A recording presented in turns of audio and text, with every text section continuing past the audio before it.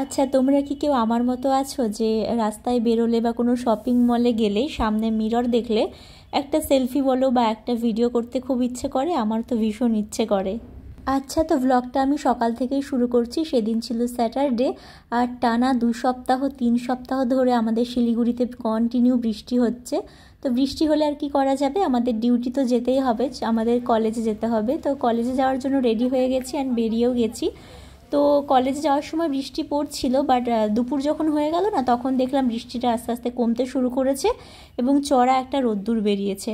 এবার যেই রোদ্দুরটা বেরিয়েছে আমার মনে হলো যে আমি যখন মালবাজারেই যাব, যেহেতু আমি প্রতি উইকেন্ডেই মালবাজারে যাই, তো আমার আজকে কলেজ থেকেই মনে হচ্ছিল যে আজকে আমার হাজব্যান্ডকে একটু সারপ্রাইজ দেবো। মানে ও অনেক দিন থেকে বলে যে শাড়ি পরে এসো, তো একটু প্রবলেম হয়, ওই জন্য শাড়ি পরি না। তো আজকে মনে হলো একটু শাড়ি পরে যাই, ও দেখলে পুরো সারপ্রাইজ হয়ে যাবে। শাড়ি তো সেইভাবে কোনো দিনই পরতে পারি না, তো এটা মনে হলো একটু ইজি হবে, সেই জন্য কোনো প্লেট কিচ্ছু করিনি, জাস্ট এক প্রিন্ট করে শাড়িটা পরে নিয়েছি। আর দেখো আমি বেরিয়েও গেছি মালবাজার যাওয়ার উদ্দেশ্যে। প্রতি সপ্তাহে এইভাবে ওয়েট করে থাকি কবে শনিবার আর রবিবার আসবে। সারা বছর এইভাবেই কাটলো আমার। সকালে তো সেই বৃষ্টি শুরু হয়েছিল, আর বিকেল গড়তে না গড়তেই দেখো এত গরম। আর বাসে উঠে উঠে আমি একটা লস্যি নিয়ে নিলাম, আর লস্যিটা খাচ্ছিলাম আর একটু এনজয় করছিলাম। আর এই দেখো এখানে একটা পুচকি ওর মায়ের সাথে এত বক বক বক বক করছিল।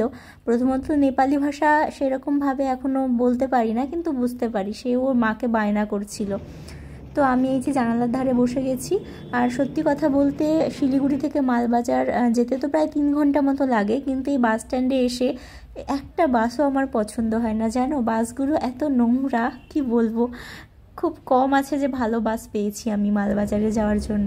তো যাই হোক, এই যে এত সুন্দর ওয়েদার আর এই প্রাকৃতিক সৌন্দর্য তো আমি বলে বোঝাতে পারবো না। অটোমেটিক আমার ক্যামেরা অন হয়ে যায়। এতক্ষণে বুঝতে পারলাম কেন এত গরম লাগছিল। দেখো যেই শিলিগুড়ি পার হয়েছি অমনি এই জঙ্গলের মধ্যে ঢোকার সঙ্গে সঙ্গে আবার বৃষ্টি শুরু হয়ে গেছে। তোমরা যাই বিশ্বাস করো না, নর্থ বেঙ্গলের ওয়েদারকে কখনো বিশ্বাস করো না, কখন যে বৃষ্টি হয় আর কখন রোদ্দুর হয়। মালবাজারে ঢুকতে ঢুকতে আবার সেই রোদ্দুর, মানে এখানে বৃষ্টির কোনো ছুটে ফোটাও নেই।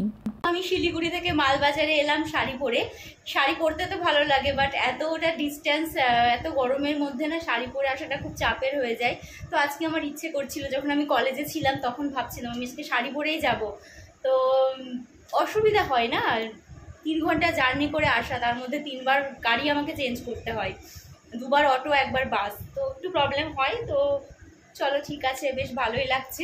আমি ভাবছি এবার থেকে আমি নর্মাল যে সুতির শাড়িগুলো আছে সেগুলো পরে আমি উইকেন্ডে এখানে আসবো। কিঙ্করও বলছে বেশ ভালো লাগছে তোমাকে। তো ফোন ঘাঁটতে ঘাঁটতে আমার একটু চোখ লেগে গেছিল, একটু ঘুমিয়ে গেছিলাম। তো দেখছি সন্ধে হয়ে গেছে মোটামুটি। এখন সন্ধ্যা দেখে ওকে ফোন করি। আমার ভাল লাগছে না, একটু বোরিং লাগছে, যদি একটু বাইরে বেরোনো যায় তো একটু বাইরে বেরোবো। ওই যে আমাকে শাড়ি পরে আসতে দেখেছে, যেই শাড়ি পরে এসেছি এখন বলছে, সবসময় বলছে শাড়ি পরো শাড়ি পরো। তো এই শাড়িটা এখানেই ছিল, এই শাড়িটা আমি পরলাম। এখন আমরা যাবো মার্কেটে। শাড়ি তো পরতে হয়, ভালো লাগছে, ভালো লাগছে কি বলো? খুব সুন্দর লাগছে, শাড়ি পরতে হয়, বিয়ের পরে শাড়ি কিনে দাও। আচ্ছা চলো দিচ্ছি, মলমলের শাড়ি চলো। তো আমরা ফার্স্টে এখানে আসলাম মোমো খেতে। তো মোমো খাওয়ার ভিডিও আমার ফোনে ছিল না, ওটা ও করেছিল। তো যাই হোক আমার ফুটেজটা নেওয়া হয়নি। এরপরে আমরা এলাম মার্কেটিংয়ের জন্য। আমরা এসেছিলাম মালবাজারের আরজিতে। তো আরজিতেও খুব সুন্দর সুন্দর শাড়ি পাওয়া যায়, এখানে প্রচুর স্টক ছিল। আমরা সোজা চলে এলাম দোতলাতে। রেডিমেড এখানে মেনলি ছিল শাড়ি, আর ওপরে ছিল ব্লাউজ এবং কুর্তি সেকশন।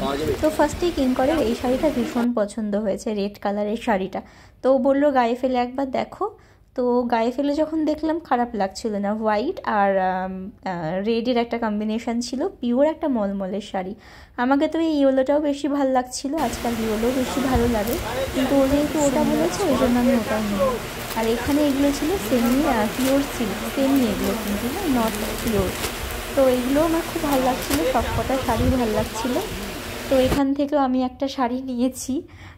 তো পরে আমরা গেলাম ব্লাউজ নেওয়ার জন্য, কারণ মলমলের শাড়ির সাথে কিন্তু কোনো ব্লাউজ পিস ছিল না। ওপরে এসে আমার পুরো চোখ ধাঁধিয়ে গেছিলো, কারণ এখানে ভালো ভালো কালেকশন ছিল। আমরা এবার ওপরে এসেছি, ওপরে ব্লাউজের কালেকশন দেখার জন্য, কারণ ওই শাড়ির সাথে কোনো ব্লাউজ পিস ছিল না। তো একটা রেডিমেড ব্লাউজ নিতে হবে। একটাই দাও, একটাই মেরুন কালারের নিয়ে, ওটার সাথে তো ব্লাউজ পিস আছে বললে না, তাহলে একটাই দাও। যদি না হয় দই শাড়ির দোকান থেকে সরাসরি আমরা এলাম মিষ্টির দোকান, আর এখানে আমরা নিলাম একটা মিষ্টি দই আর কিছু মিষ্টি। কিন্তু আনফর্চুনেটলি আমরা রাত্রিবেলায় ডিনারে সেই মিষ্টি আর দইটা আমরা খেতেই ভুলে গেছিলাম। তো যাই হোক, এখানে আলমদা এসেছিলো, আলমদার সাথে আমরা আবার বাড়ি রিটার্ন করলাম। এবার আমি বুঝেও গেছি যে শাড়ি পরারও ফায়দা আছে। এতদিন চুড়িদার কুর্তি পরতাম, ওইগুলোই আমাকে দিত। এতদিন শাড়ি পরিনি, কোনো শাড়ি আমাকে দেয়নি। সেই লাস্ট আমাকে শাড়ি দিয়েছে পুজোর সময়, আবার পুজো চলে এলো। তো যাই হোক, আজকে আমি শাড়ি পরেছিলাম দেখে এখন আমাকে বলছি শাড়ির কথা। তো আমি বললাম আমার কাছে সেরকম শাড়ি নেই পরে আসার মতো। তো দেখতেই পেলে তোমরা যে আমরা আরজিতে গেছিলাম, মালবাজারের যে আরজি আছে সেখানে। তো কালেকশনগুলো খুব সুন্দর ছিল। আর আমি কী কী শাড়ি নিয়েছি তোমাদেরকে দেখাতে এলাম। তো আমি মেনলি দুটো শাড়ি নিয়েছি। একটা তো আমরা নিতে গেছিলাম মলমল শাড়ি, আমি ওকে বললাম যে মলমল দাও। তো মলমলের মধ্যে অনেক কটাই ছিল, তোমরা দেখলে।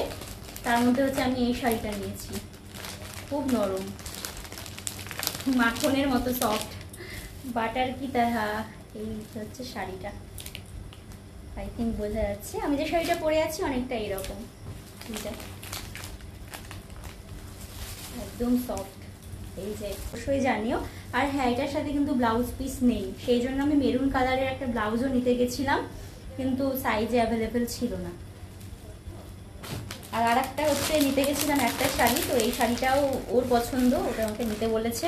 একবার যখন হ্যাঁ বলেছে আমি আর না বলিনি। তো এটা হচ্ছে সেমি সিল্ক শাড়ি, এই যে শাড়িটা, দাঁড়াও, এইটা হচ্ছে সেই শাড়ি, অলিভ কালারের, অলিভ কালার বা পেস্তা কালার তোমরা যাই বলো না কেন, এটা হচ্ছে সেই কালারের শাড়ি। এটার মধ্যে ব্লাউজ পিস অ্যাভেলেবেল আছে, এটা আমি বানিয়ে নিতে পারবো। এইটা হচ্ছে শাড়িটা, এটাও একদম সফট।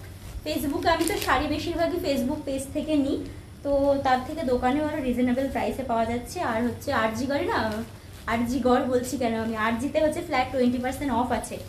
এটা হচ্ছে শাড়িটা, আর ব্লাউজ পিসও আছে। পুরো খুলিয়ে দাঁড়াও, পুরো খুলে যখন ফেলেছি পুরো খুলি।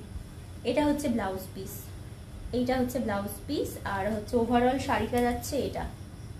এটা ফোনে কতটা ভালো আসছে আমি জাস্ট বুঝতে পারছি না, কিন্তু এমনি খুব সুন্দর। এইরকম যাবে শাড়িটা, মনে হচ্ছে শাড়ির লাইভ করছি এরকম। তোমাদের কোনটা ভালো লাগছে অবশ্যই জানিও, আমার দুটোই ভীষণ ভালো লেগেছে।